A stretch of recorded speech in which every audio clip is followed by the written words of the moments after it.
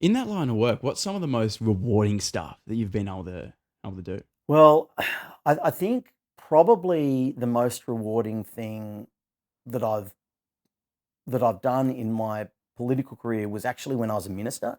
So I was minister for the arts and Aboriginal affairs, and tourism and regional youth, and Busy. it was Yeah. pretty busy. It was pretty busy, but um, particularly working with Aboriginal communities.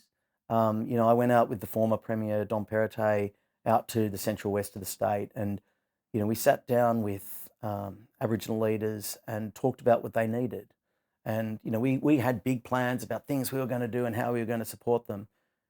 And they said, "That's really nice. All of that stuff's great, but what we actually need is a bus.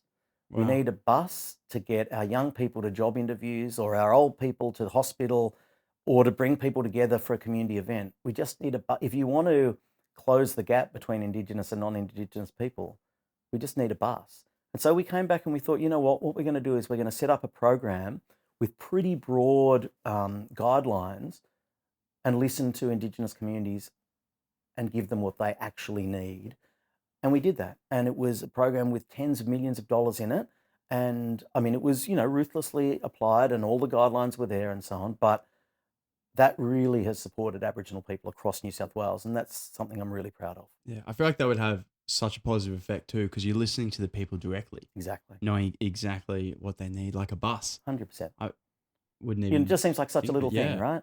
Or, there was another one where there was a kitchen an outdoors kitchen where in Taree where they were, the local Aboriginal community were going to meet and so on, but there was no shade cloth over the outdoor area, so it was so hot nobody actually came along.